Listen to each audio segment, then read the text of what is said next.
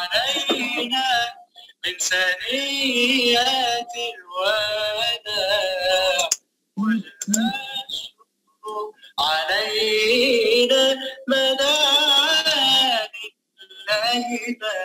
Thank you for the song, but I think you should mute yourself. It might not be that interesting to other people, but thank you for it, okay? So let's, it's about to get to 3.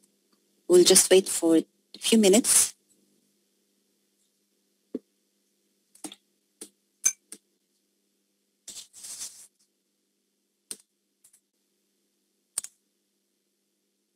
And I will start recording now. Recording in progress. Okay. So today we are doing a practical to cover. I will mute yourself, please, and only unmute if you have a question. I will share the screen. So this is the sheet that you can download from the units practical session 3. All right. This is the aim of what we are doing today. We want to learn from Python the topics of the week. So again, we will use the NumPy library using universal functions, but that will be covered on Friday with Ben, including trigonometric functions, exponents, and logarithms. But we will focus on sets today on this session.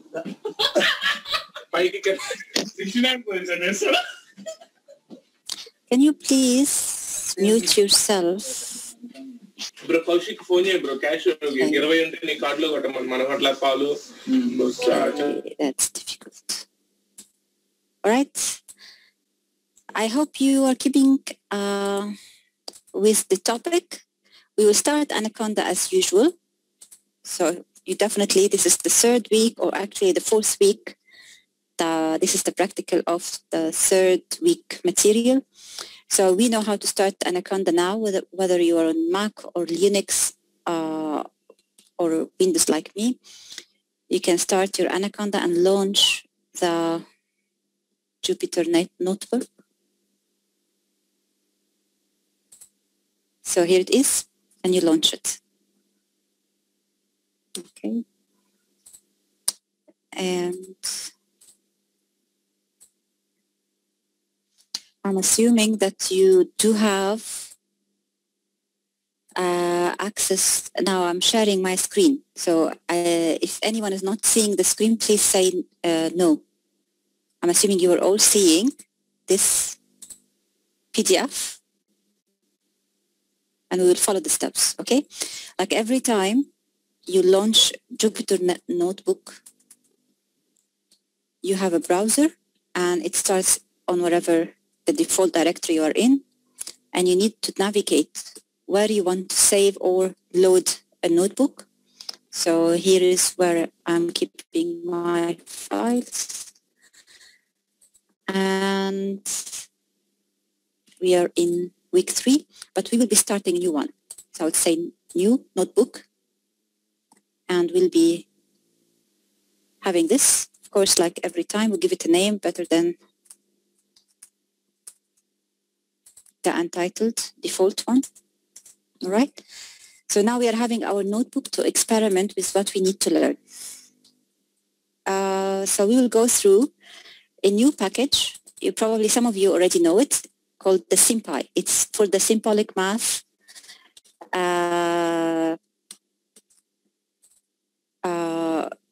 routines. It has a number of implemented classes and functions for you to use straight away, like the finite set, already implementing some of the functions that you need for intersection and union, all that you have learned this week.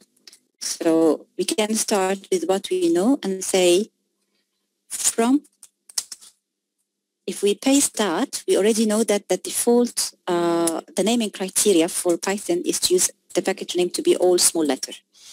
And then from that, we want to import the finite set.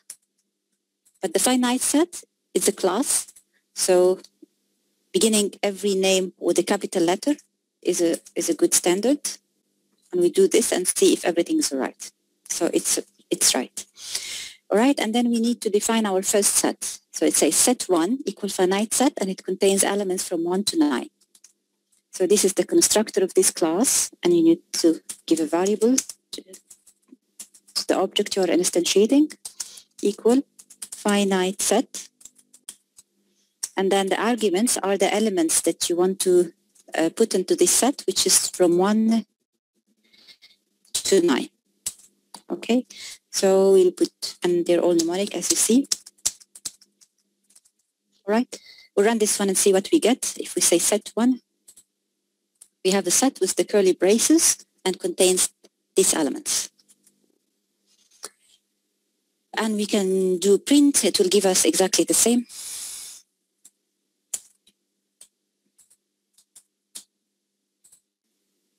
All right, but it gives the data type as well.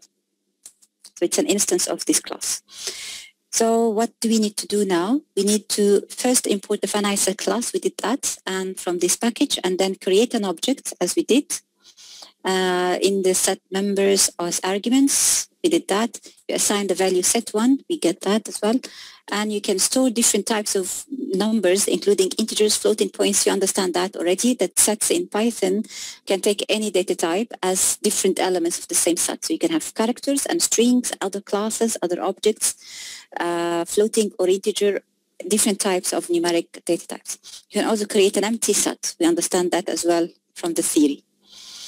All right, so create two sets, set 1 and set 2, like that. We can copy and paste and adjust the syntax easy. So we have S1, and instead of the curly braces, we will use the, okay, and then set 2, and it contains the empty set. All right, we remove, of course, the and then say enter on that, and then take that there. There's another piece of detail here.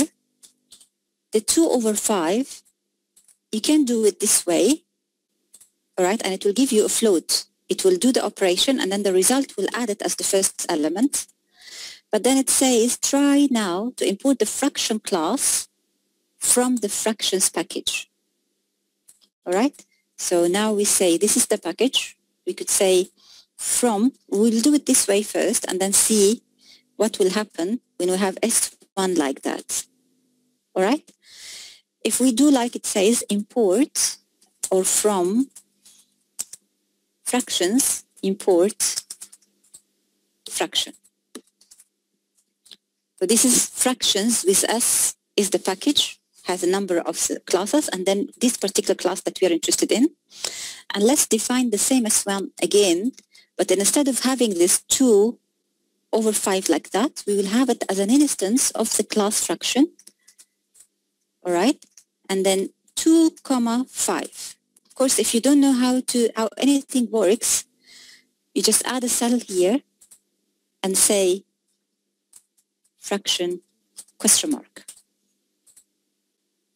So fraction is a class. It takes the first argument to be the numerator and the second argument to be the denominator. All right. You can, of course, each has default value. So if you can call it with nothing. And normalization, whether it's true or not. So if you put like 3 over 9 over 3, it will be the same like, it's actually not, it will give you the result of the how to simplify this expression, right? So then the way I called it here, right, this is the numerator and this is the denominator. And you just run that and see, now here's S1, as we did it before, it was 0.4. It was the result of dividing 2 by 4. Now let's see how S1 now changed. It's a proper fraction, right? So these are interesting things to do when you are experimenting with it. You always check the output and check the help, what it's expecting, and try to use it and see if this is the output you want, because Python notebooks are good for publications. So you can actually do everything and it gives you the results that you put straight away into your paper or thesis at the end. So you put things in the format you want to print them for the output. All right, we did that. The cardinality of a set is the number of members of the set. So the following exercises tells you apply what you have taken on the lecture and already in the tutorial if you have done one. Do it by hand first and then check the output by Python for corrections. So let's do task 2. The cardinality of the set is the number of members which you finally call by the length. So we already have 2 sets. We can say length of set 1 and it says 9. It's interesting that this set doesn't have any repeated number. So you already understand from theory if I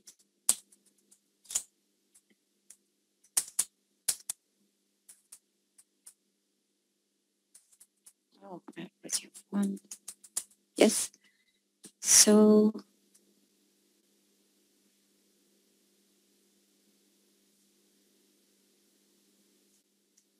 if I say intersect and I add another set that contains 1, 2.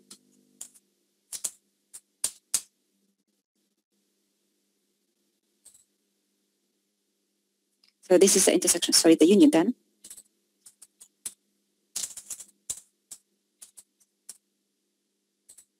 All right. See, I'm doing elements that are already there. So the cardinality doesn't change, or the output, the final output doesn't change. But if I say 10 and 20, so sets does not allow repeating elements. So the cardinality is the number of unique elements. So in task number 2, what is the cardinality of S1 and S2 separately?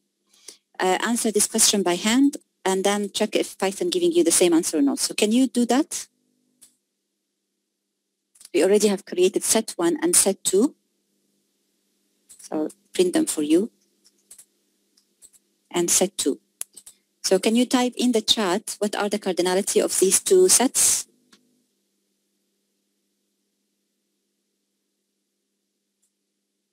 S1.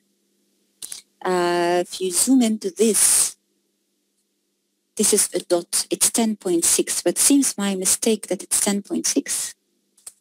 Is that what it was intended to be? Yes, it's 10.6. It's one float number. So this is a float. This is a fraction.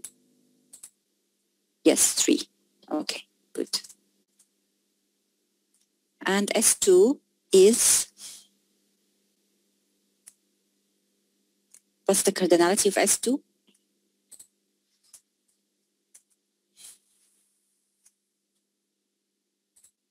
Yes, this is 3 as you said.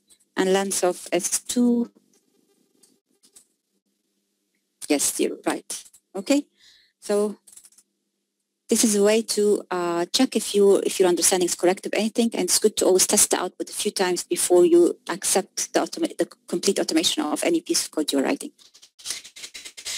So we did that, answer this question by hand first, and then check the answer. You can also create a set by passing in a list of set members as an argument. So you create, Python has built-in function, the data types and functions and classes that you don't need to import anything to use them, including lists that starts with square brackets. So you don't really need the finite set, just the finite set, and these packages sometimes are more efficient and has extra functions and extra hierarchical and modular implementations into them, so they inherit more of their generic classes on top of the hierarchy. So it's good to use that, but as well you can have basic functionality that might not be the fastest using the built-in function. So if you say L equal and then open square brackets and put the members of the list that we want, 0, 2, 4, 6 for instance, 0, 2, 4, 6, and we run that, we can use this as an input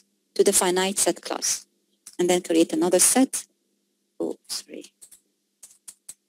equal finite set and then pass L to it. So we don't need to enter them one by one. Oh, what's this? I did not run this one. Argument set. Oh, sorry. You have to use the elements, not L itself, not the elements of it, like that. So you are listing them. All right, if you do this, so it's the element of it. You can't use start expression here. Oh, sorry. So set 2 becomes now the elements here. All right, so that's the syntax error. So sets in Python are like the mathematical sets. Ignore any repeats of we already did the experiment that if we had 2 repeated twice, then when you try to add it here, it will include 2 only one time, the way it was before. So if you are sometimes, of course, most of the time you do not enter the values of anything. Yes. Yes, so when we did pass it by itself, so best way is to do finite set and then do the question mark as well and see what it says. So in the arguments that it can accept is star as the members of a set. Okay, so star, yes, gives you the members, like flatten the set for you. Yeah. All right, so that we did that, and we did the experiment of repeating elements. So now the in operator in any set and any that Python has many different types of containers. You can use the in operator to check if one element is inside this container. So set here is a set container. So we say, is 4 included in this? Yeah. So it returns true or false. You're asking a question. Is it in set 1? And then it will say true or false. So you will find the in operator comes up in different data types as well, but usually you'll find it as the literal translation of the word. It's checking of the inclusion of the left-hand side arguments inside. Is it there inside the right-hand side argument or not? So this is task 2 finished, and we need to do from task 1 to 6. So task 3 now.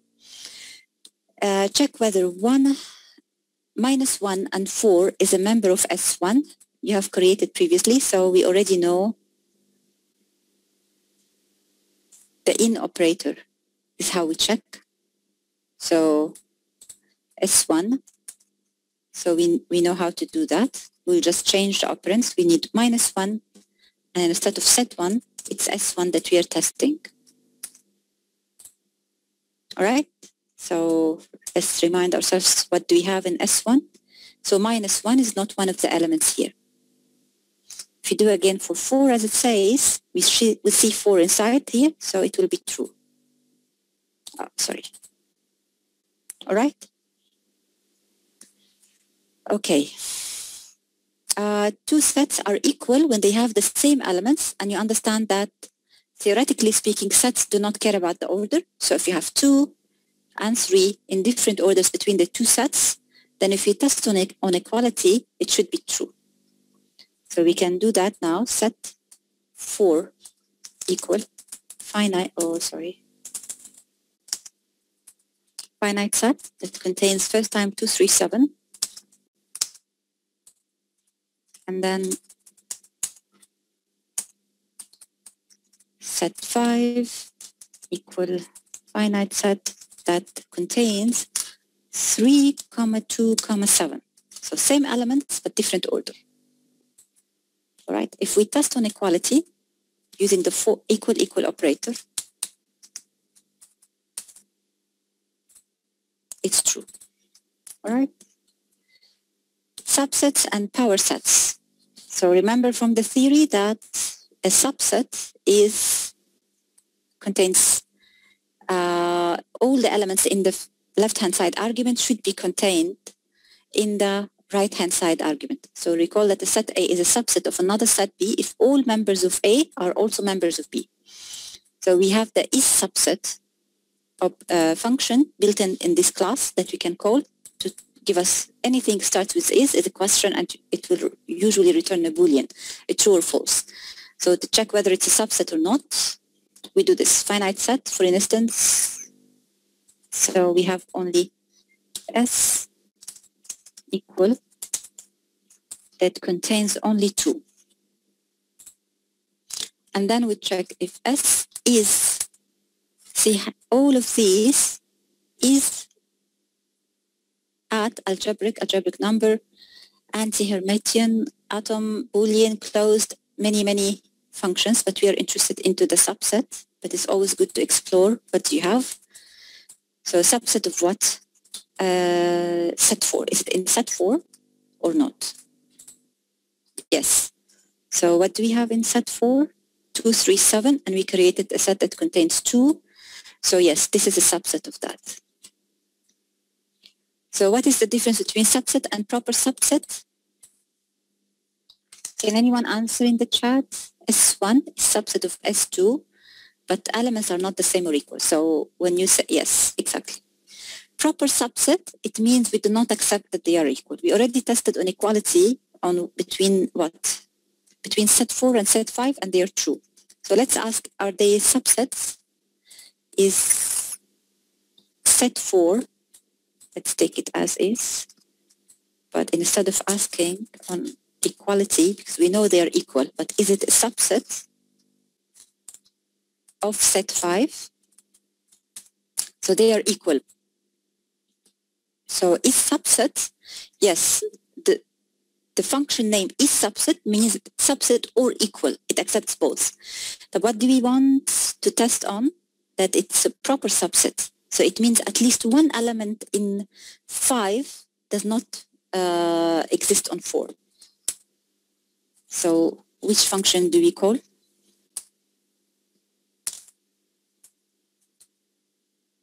Proper subset. And you have also proper superset. Okay? So is it a proper subset? No, it's equal. So now we understand the difference between these two functions. And we tested them already. So you understand the notion of a power set. So what's the power set of a set A?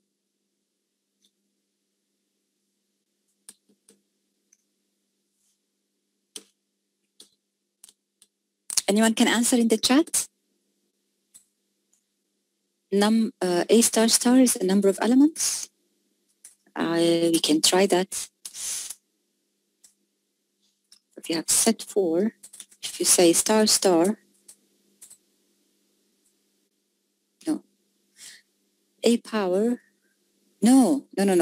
That's not raising something to the power of something else. A power set, theoretically, is the number of all possible subsets that you can form. It's like the different combinations. So if you have a set that contains 2, 3, 7,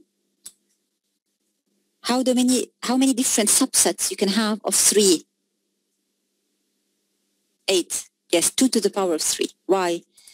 Each one in isolation, you can have a set of one element, each one of them, and then a set of 2 elements. This 2 and 3, 2 and 7, and 3 and 7. So you have 3 here. And then you can have the 3 together, and then the 5. It's 2 to the n. Okay? So the set that contains all these possible subsets of a particular set is called the power set of it. So we were working on this example. Let's get the power set of set 4. So say set 4 dot power set. Okay, and run this and see what we get. Here it is. Phi is, you can have no elements at all. And then each one in isolation, each different 2 elements, and then the one that contains all of them is a subset and equal. So all of these are proper subsets, and this one are equal. All right, so this is the power set. You get it this way. So all possible combinations of these elements. Okay. So here's as well, like just like the tutorial examples, you need to do that. We already have S1 defined and S2. And by hand now work out these requirements. True or false by writing down your answers first. Is S1 a subset? So here a proper subset and not subset or equal. Is S1 subset of S2? Please type in the chat whether S1 is subset of S2. No. So if you want to test your understanding, S1 is subset, and then because we did not use equal, then we cannot use this one. We need to use is proper subset. of S2. So that we copy exactly this one. S1 here is proper subset of S2. We don't have the equal. So we cannot use is subset. We have to use is proper subset. So the mapping between the implementation of a particular function that has a particular name is called the signature of the function. So what it does exactly. And then with your theoretical understanding of what you want to do. This is what you care about, and it's false, of course. So if you are not sure about anything, you do the question mark, you read exactly how it's implemented. This proper subset is, oh yes, you have to say finite set first. So it's this one that's implemented in this one. So is proper subset. And then it tells returns true if self is a proper subset of another. This one of another. Okay. So here the second example is S2 a subset of S1. So here is S2 is a phi and S1 is this function. So do you think this is a proper subset? Can you write in the chat your answer? S2 is a proper subset of S1? Yes, true. Right? Again, if you just want to test your understanding, 2 and 1. Yes. So phi is a subset of every set. How many subsets does set 1 have? What are they? Write down your answer in the paper again. You can tell S1 and S2 the elements they contain. So how many? No, who said 8? 1, 2, 3. In S1 we have 3, right? And in S2 we have 1. But we can test our understanding by saying len of S1 and see if this is true or not. Yes, so it's 3. And len of S1, we already know that it S2, it has the phi in it. It's 0. The phi doesn't count. It's phi. Remember how we defined it first? It's not an element. It's not a set that contains the phi. It's not an empty set as an element. It actually is nothing at all. Right?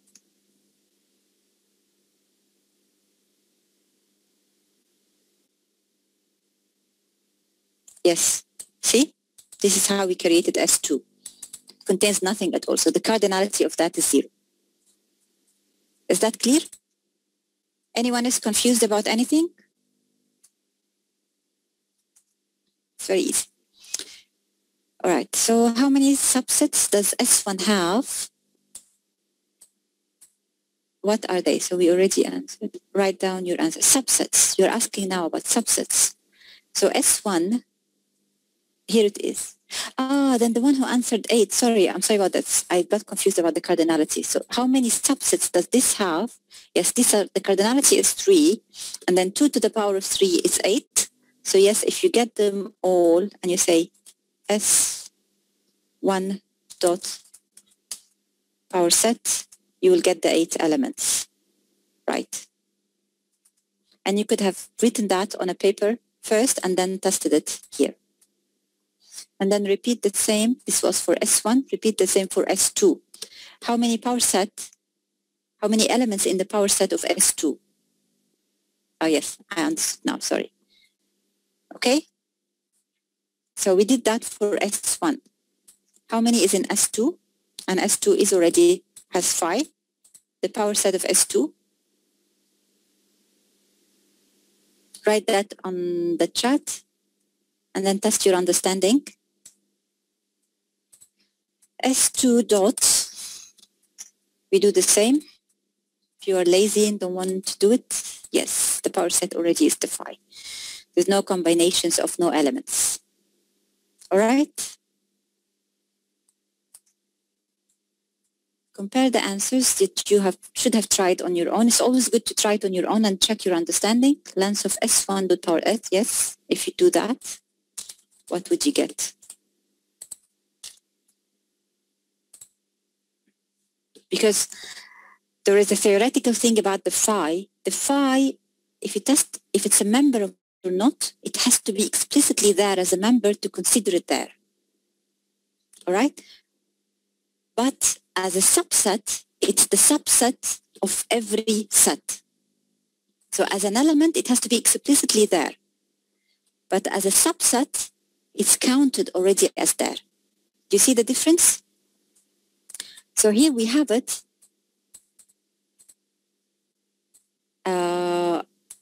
as a set. If we do the power set again, the power set will always see contains an element as the phi. No combination. When you tell any system, get me all the combinations of these different, like your group of students, how many different combinations you can make out of them, then this with that, every 2 together, every 3 together, every 4 together, every 1 alone. All right? So also no one. The phi set is included. So the subset of phi of no elements is included as a set inside every set, but not as an element. If I want it to be there as an element, like the domain of a function, values that are accepted as the domain, it's acceptable to be phi, it's acceptable to be null. Then I say that it is there. I have to explicitly say this set contains the phi as an element. So if I test on membership, if it's already there, then I will get true. Right? But as a subset, it already is a subset of every set, whether it's explicitly there or not. Is that clear? Yeah.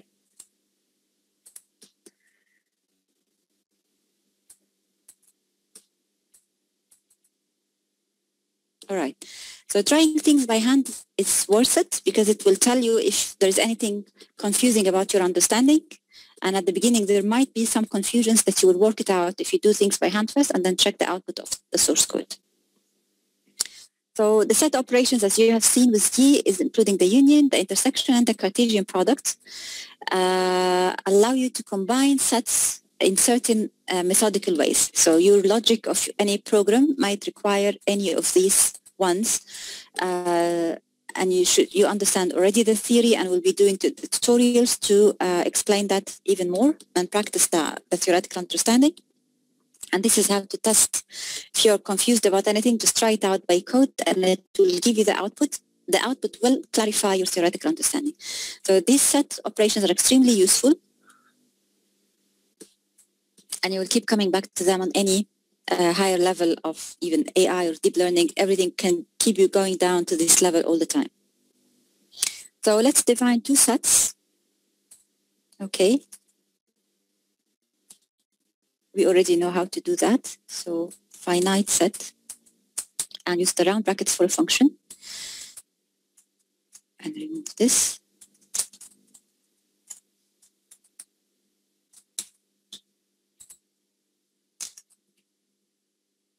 Okay, so we do have two functions now, two sets now, and we want the union of them. Dot union. Sorry.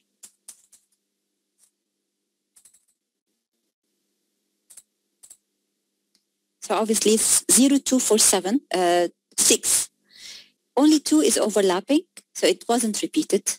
0, 2, and then 3 from the lower one, and 4 from the above one, 6 from the above one, and then 7 from the lower one. So the union will not repeat elements, as you already know. Then if you want to get the intersection, it's very easy to see how. You just change this function. If you say dot and tap, it will get you everything. You start with what you know, and then you will see you're getting there. Intersection. And run.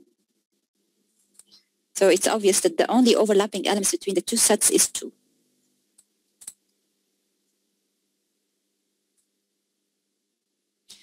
Both of these operations also can be applied to more than 2 sets. So instead of just in Python, it's just like functional programming to a certain extent. The output of one, because everything there is object-oriented, everything is an object. So when you click dot on anything, the return of it has this data type. Intersection and intersect both gives the same result. Let's try them out. Whatever you are doubting, Just try it. Yep. So it may be convenient for some people to use this one and some other wants this one, so they make everyone happy by repeating the function. So set2.intersect, up to here, you're having an output. That output itself is a finite set. If you click dot, you will see that whatever you had, if you say tab, whatever you had on set 2 or on set 4, you're already having here as well. Why? Because this intersect produces a set. And that set as well is an object of this data type, finite set of this class. So all that was available to you on the higher level, on the return, you still have it. You could have said new set equal the output up to here, and then that new set, if you say dot, it will be exactly, and then you can add up another set. So here you did set 2 intersect set 4 intersect set 1 with a variable in the middle. But you can have a shorthand by saying dot and then intersect set 1. So this means the return here is anonymously returned. We didn't give it a variable name. All right? But that anonymous variable that's there in memory, this output, this result is there in memory of the data type finite set. Now dot that with all its inherited function will give me the intersect function again, just to add that output into another operation and get another one. And then you can repeat that as many as you wish. That's not just in this output of this one, this nesting of operation, the output and its data type, because everything is an object. If you click dot, you will get all the inherited at that level, all the inherited functions of the higher level classes that you're inheriting from in the definition of this finite class. So when you click dot here as well and you add anything, not all of these methods that you are getting here are actually defined inside the finite class. Some of them are inherited from higher level classes. And you choose what you wish. Is that clear? This nesting of output into new functions to call them again and again, and you can do this nesting as many as you wish, as long as you are using the right logic. You have to be thinking about what is the output and what I'm doing to append something to it to satisfy some kind of logic. All right.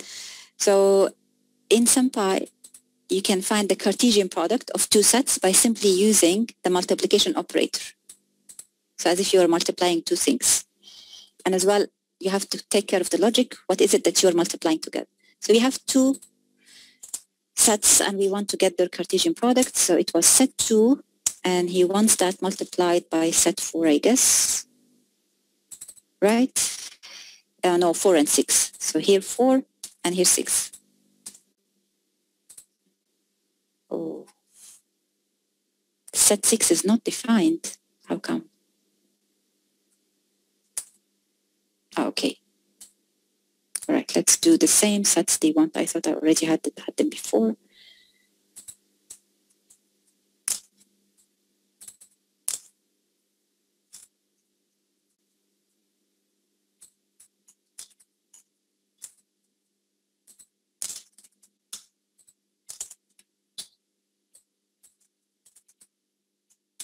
All right. If we run it this way, let's check M. When you print M, it just tells you that this is the Cartesian product of this set by this set, which is a very interesting way of printing things. Let's say it will print M. It's the product set. So the class M is product set of what? Of this finite set and this finite set. It didn't give the output as sets. We need to flatten that. So everything has its own. So let's see what's this data type. If anything you're not sure what is it. Oh, sorry. Product of M. The type of M. We have a variable now called M. We don't understand what that is. So it gives you exactly where that is. So product set, if you say question mark, you will get more information about what is the product set. Sorry, you have to use the full qualification name because we did not import it to be available in isolation. It's not found. That's strange. Let's say from this import product set. Right, and then product set, question mark. Now we have it in our domain name, like namespace. So product sets, first arguments to that are the sets that you want to create their products. And then if there is any assumptions, then we can see examples. And here as well, the example it did not give an example of how to loop through the elements, which is the complete product set as you would do it by hand. All right, so here is how for every element and the in operator comes back. So we know that it is the product sets between 237 and 135 sets, but then we need to get them element by element. So we would say for elements in M, and then a colon, and then say what? Print that element. So you are retrieving them one by one into element. The first one will come in the first iteration, you print it, and then the second one, and then the third one. So this is the meaning of this for loop. So as you see, it is easy. 237 by 135. Yes. So 2 by 1, first pair, 2 by 3, 2 by 5, and then 3 by 1, 3 by 3, 3 by 5, 7 by 1, 7 by 3, 7 by 5, and you get that in this ordered pair as is. So this is the way you are handling product sets. It comes in a different data type, and this data type is defined in the symbolic math Python package, SymPy. Dot sets, but then dot sets again. So it does a package inside a package, and then the class product set. When you do this operator, multiply like that between two sets, the result of this would be of this data type. And then this is how you investigate the data type you are getting. And you understand now the namespace, which is a very important concept in programming. If you say product set alone, or even the full qualifying name, this was a discovery for me as well, that you cannot say all of that, question mark, unless you import it first. So it becomes available to you to inquire about it, and then you can print it. All right. Task 6 now, you have two sets. Let's define them as we go instead of thinking we have them. And let's define using the finite set class.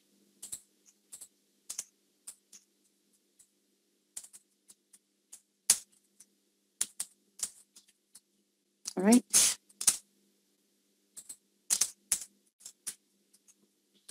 Answer the following questions in a paper first. What's the union of A and B? That should be easy. Would you try to do it by hand or just call the functions? So 1 here and here will not be repeated. 2 and 3, 10 will not be repeated. 21, 99. So it's easy. What's the intersection of A and B?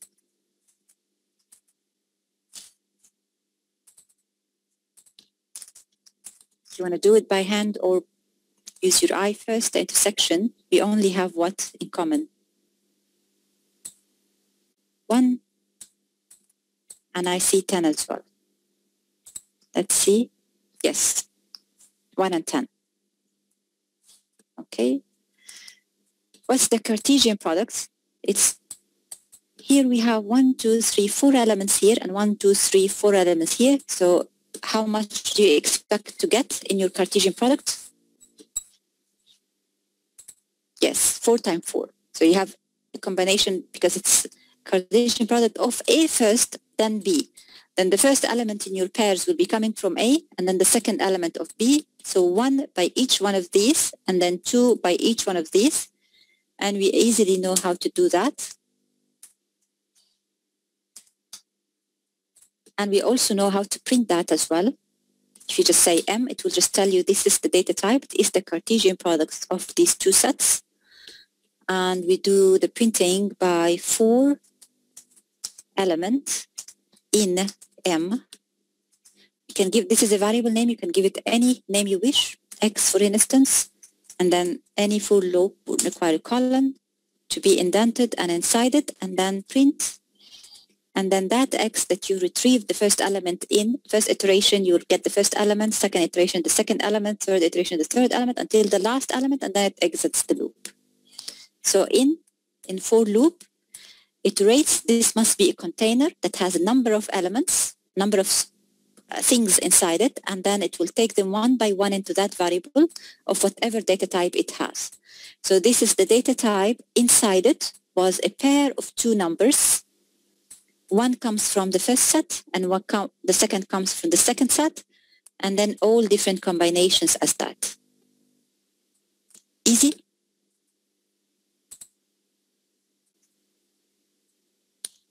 So we did the Cartesian products. That's task 6. Yes, now we are just introducing task 7, so using the universal functions, but that would be the topic of Friday. So Pen will cover task 7, as the plan says, from 7 to 12 will be on Friday, and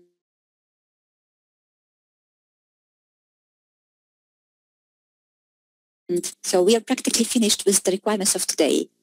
Any question about that? Yes, Was I it have easy? a question. Can I ask? Yes, yes, please. So in these sets, do we have an order like ascending order, descending order, or it doesn't matter in sets that the ordering? Order in sets don't matter, yes. So was your questions about sets in general or about what? In Cartesian product only, it matters. Okay. So here we did M, A time B. Let's do the opposite. Reverse M, reverse, for instance, B time A. And that's... Yes, it will change, right, yes. Yes. So if you test on equality, is M equal MR? No. If you test on the printing of the content, so this is the printing for M. If you print for MR, you will not get the same ones except when there is overlap already, 1, 1, 2, 1. But then here, 1, 2, not 2, 1, 3, 1. So this different in order makes them not equal. It's not like in union, for instance, if you have a set S1,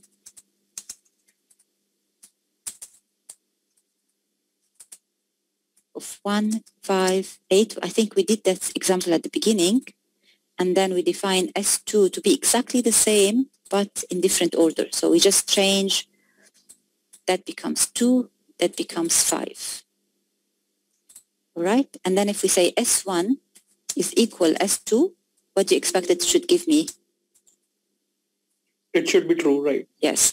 So on sets, the order doesn't matter, but in Cartesian products, it does matter only. All right. Thank you so much. You're welcome. Any other question?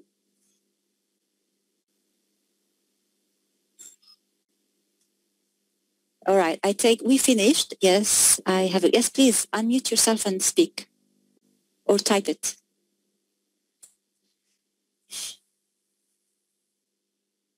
Yeah, Surabi, you can unmute yourself, or the output is arranged in ascending order in union. Yes, but you understand that theoretically speaking, it doesn't matter.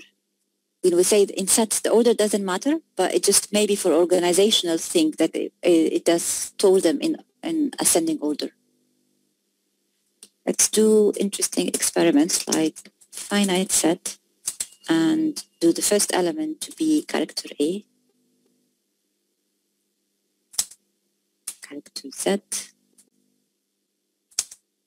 4, 1, character C, and print that.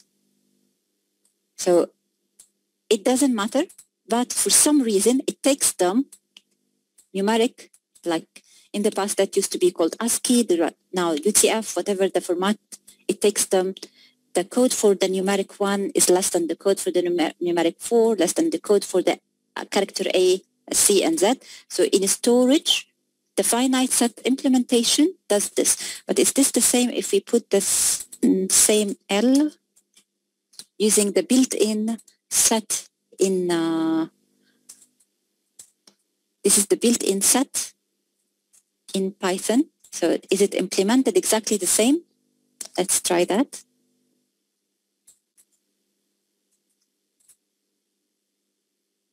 No.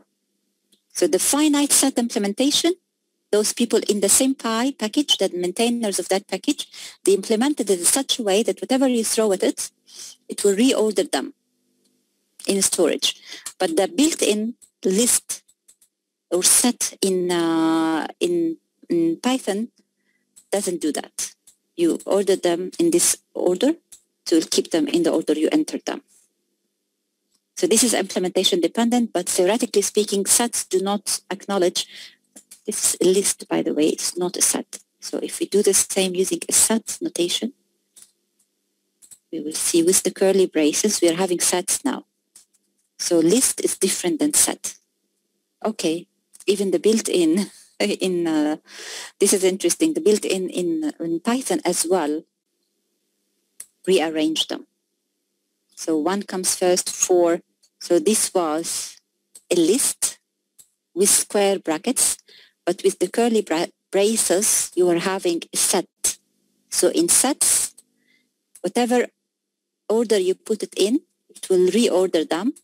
But logically speaking or theoretically speaking, that doesn't make a difference in the way you process it. All you care with sets, you care about the Venn diagram, about what is coming from the universe inside that set and what is intersected with other sets, with union with other sets, and you care about the relationships rather than about their order inside the circle. But storage-wise, it wants to store it in a way that eventually when it wants to process the union and the intersection, it will be easier if you are going in ascending order like that. All right, any question? Please explain printing Cartesian product one more time. Okay, so we did the Cartesian product here. You can write it step by step. So M equal A. Let's remind ourselves with what do we have in A and what do we have in B. And M is the Cartesian product of A multiplied by B. Okay, so we tried the normal printing, M or print M, and we got that it is a Cartesian product. Here is the symbol of Cartesian product of this set and that set. That's all the printing tells us. And if we use the print function, it will tell you that this is of the type product set. Okay, that has this finite set and this finite set, the arguments for it. So this is an instance of this class that's initialized by these two arguments. So where is the product exactly?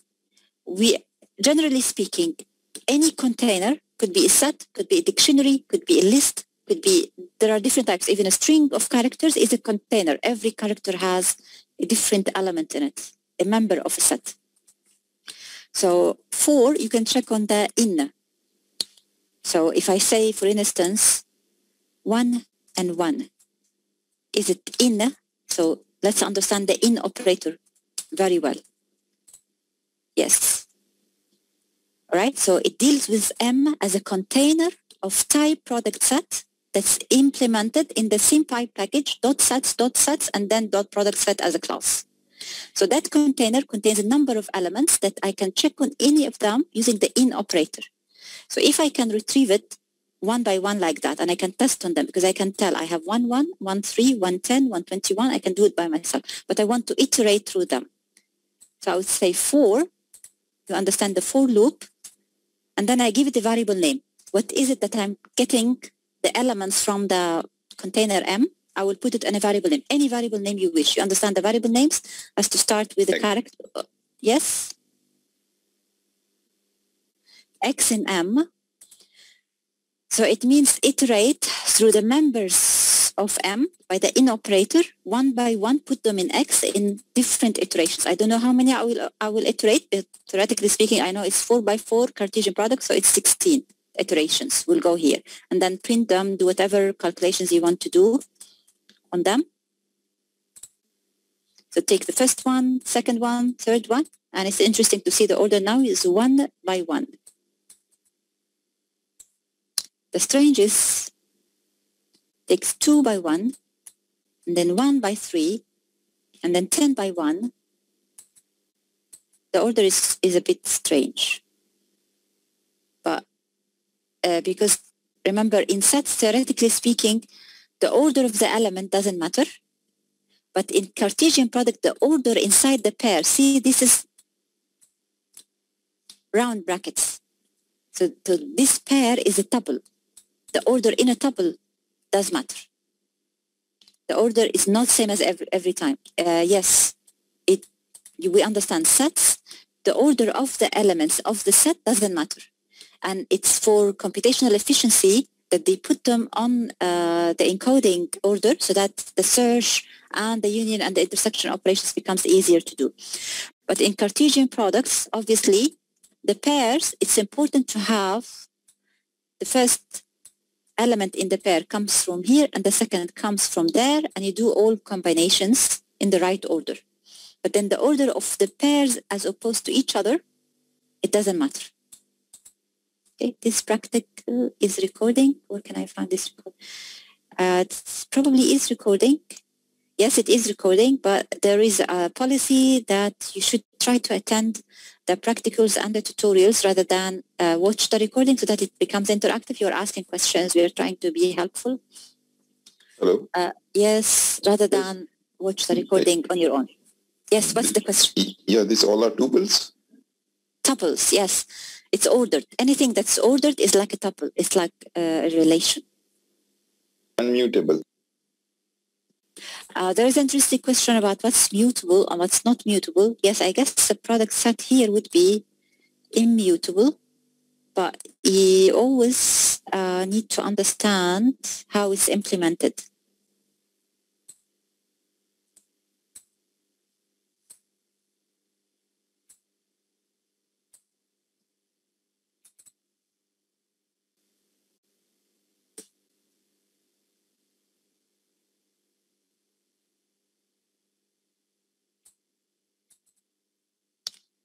I think so, but you need to experiment with that. But anything that's immutable, you can just create another variable, but it's always better that this is the output of a particular operation. It doesn't let you edit that output yourself. Okay? Any question? Okay. All right, I will stop the recording, stop the share, and stop the recording now. Recording stopped. If you have any other question, please ask. All right, it seems clear and easy. So see you next time. Right, I will finish now. Okay, thank you.